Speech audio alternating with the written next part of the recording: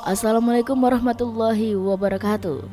Nama aslinya adalah Ammar bin Hisham bin Mughirah. Asalnya dari suku Makhzum. Awal mula dia disebut sebagai biang kebodohan atau Abu Jahal, merujuk pada beberapa riwayat. Sebelum masyhur dengan gelar Abu Jahal, sebutannya adalah Abul Hakam yang bermakna sosok bijaksana. Di antara riwayat tentangnya yang sering dikutip di Sirah Nabawiyah sebagai berikut. Nabi Muhammad SAW memiliki kebiasaan untuk mengadakan majelis pada malam hari di rumahnya atau salah seorang sahabat. Suatu malam, Rasulullah SAW sedang membaca Al-Quran di rumah beliau. Diam-diam, Ammar bin Hisham datang mendekati rumah tersebut untuk mendengarkan apa-apa yang dibaca Nabi Muhammad SAW. Dia tahan melakukan perbuatan itu sampai menjelang subuh. Ternyata hal yang sama juga dilakukan dua sahabat karibnya, yakni Abu Sufyan dan Al-Aqnas bin Syuraik. Mereka tentu saja kaget berjumpa satu sama lain di dekat rumah Nabi Muhammad SAW, yang adalah musuh mereka bersama. Mereka malu sehingga memutuskan untuk beranjak pergi tanpa mengucapkan sepatah kata pun. Namun kejadian yang sama terjadi 3 malam berturut-turut. Ketiganya merasa masing-masing harus menjelaskan alasannya menguping Rasulullah SAW yang membaca Al-Quran setiap malam di rumahnya. Keesokan paginya, Al-Aqnas mendatangi Abu Sufyan di kediamannya.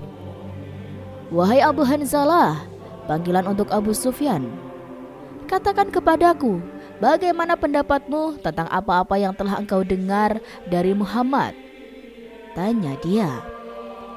"Wahai Abu Salabah," panggilan untuk Al-Aqnas, "demi Allah, sesungguhnya aku telah mendengar perkataan yang pernah aku dengar serta aku pahami maksudnya. Di samping itu, aku telah mendengar perkataan yang aku sendiri belum pernah mendengarnya serta tidak paham maksudnya."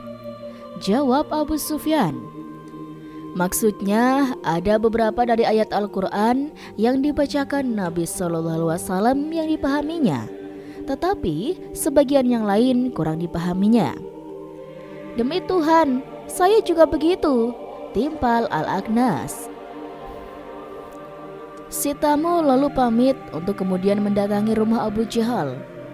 "Wahai Abul Hakam, bagaimana pendapat engkau tentang apa yang engkau dengar dari perkataan-perkataan Muhammad?" Hanya dia. "Kami Bani Umayyah dan Bani Abdul Manaf saling berebut kehormatan.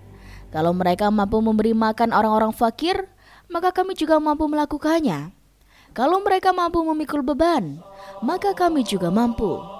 Kalau mereka mampu menyantuni orang-orang miskin, maka kami juga mampu. Bahkan kami sama-sama duduk di atas kuda tunggangan untuk berperang, sehingga antara kami dan mereka setara dalam kemuliaan." Jawab Abu Jahal dengan nada ketus. "Tetapi sekarang dari mereka terdapat seorang nabi. Kapan dari kabilahku akan menyamai kedudukan mulia itu?" serunya lagi. Nyatalah bahwa Ammar bin Hisham bin Mughirah tahu betul bahwa Nabi Muhammad SAW adalah utusan Allah. Namun fanatisme kesukuan telah membutakan mata hatinya.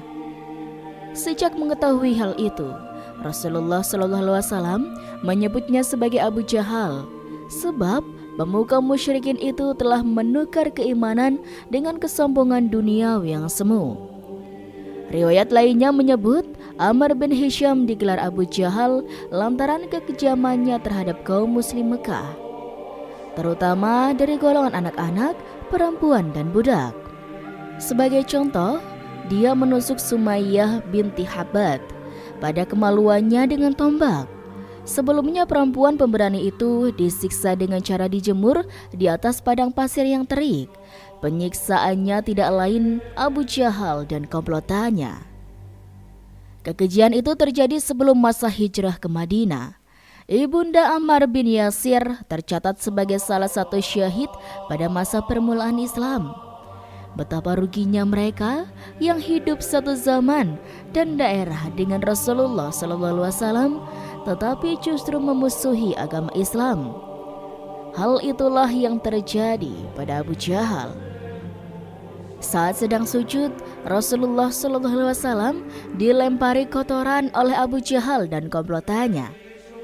Setelah Fatimah binti Muhammad SAW menyingkirkan benda najis itu dari kepala ayahandanya, beliau SAW berdoa, "Ya Allah, kepada Engkaulah aku menyerahkan Abu Jahal bin Hisham, Utbah bin Rabi'ah, Syaibah bin Rabi'ah, Walid bin Utbah, Uqbah bin Abi Mu'aid, Umayyah bin Halaf, dan Ammarah bin Walid." Semua orang yang disebut dalam doa itu akhirnya menemui ajal di Perang Badar. Perang itu terjadi sesudah hijrahnya Nabi Muhammad SAW dan para sahabat dari Mekah ke Madinah. Cerita matinya Abu Jahal dapat dilihat dari riwayat salah seorang sahabat Nabi SAW, Abdurrahman bin Auf. Seperti dirangkum dalam ringkasan Sahih Muslim tulisan M. Nasiruddin Al-Albani, waktu itu Abdurrahman sedang berhenti di tengah barisan pasukan Muslim. Tiba-tiba dia dihampiri seorang pemuda dari kalangan Ansor atau penduduk asli Madinah. Namanya Mu'adz bin Afra. "Wahai paman, apakah paman mengenal Abu Jahal?" tanya pemuda usia 16 tahun itu. "Ya, kenal. Tetapi ada keperluan apa kamu dengannya?" "Saya mendengar Abu Jahal selalu memaki-maki Rasulullah SAW selama di Mekah. Demi Allah yang menguasai diriku, kalau saya melihatnya Abu Jahal, tidak akan berpisah sebelum salah satu dari kami mati terlebih dahulu," tegas Mu'adz. Abdurrahman bin Auf terkesan dengan kata-kata pemuda itu. Tidak lama berselang, datanglah pemuda lain yang juga dari kalangan Ansor. Dia merupakan adik dari Mu'adz, yaitu Muawiyah bin Afra. "Wahai paman, apakah paman tahu Abu Jahal?" tanya Muawiyah kepada Abdurrahman. "Ya, dan apa keperluanmu dengannya?" "Saya mendengar Abu Jahal selalu bersikap keras terhadap Rasulullah SAW di Mekah. Demi Allah, saya ingin membunuhnya," jawab sang adik usia 15 tahun itu. Sekonyong-konyong, Abdurrahman melihat sosok Abu Jahal di kejauhan. Dia dapat memastikan itulah sang musuh Allah. Walaupun Abu Jahal saat itu tampil dengan balutan baju besi di seluruh tubuhnya, kecuali mata dan sebagian wajah.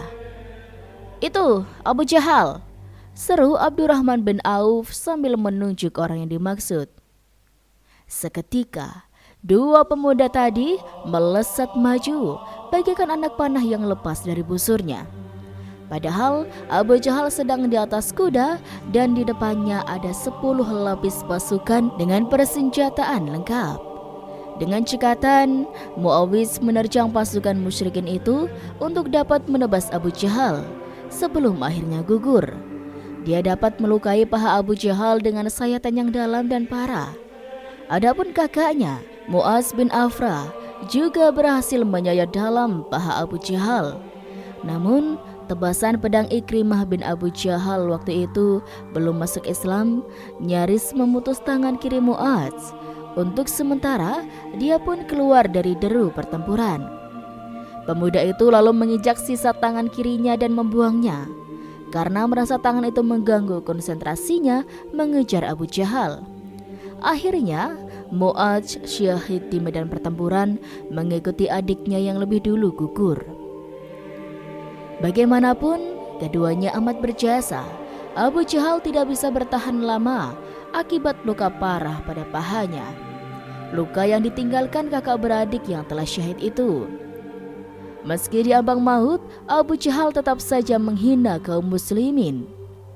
Menjelang akhir perang Badar, Abdurrahman bin Mas'ud berhasil melumpuhkan Abu Jahal dan memenggal kepala pemuka Quraisy itu.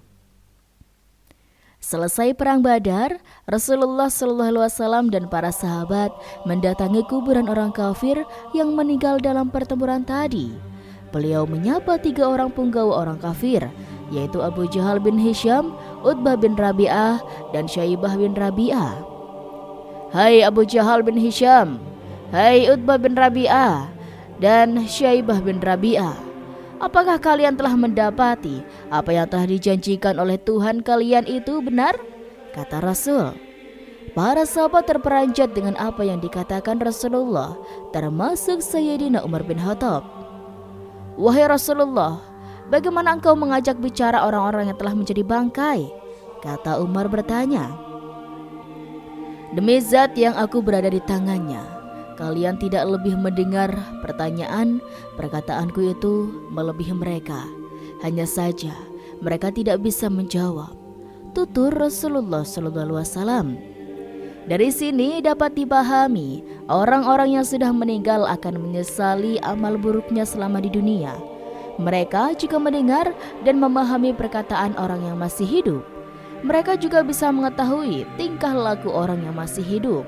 Sayangnya, mereka tidak bisa berkata apa-apa.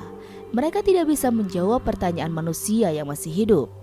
Andai bisa berkata, mereka akan berteriak dan mengingatkan manusia agar beriman kepada Allah dan Rasul-Nya serta bertakwa kepadanya. Wallahu alam. Itulah sobat sedikit kisah kali ini. Kurang lebihnya Rizky mohon maaf. Dan jangan lupa juga saksikan cerita-cerita selanjutnya ya sobat. Sekian dari Rizky. Wassalamualaikum warahmatullahi wabarakatuh.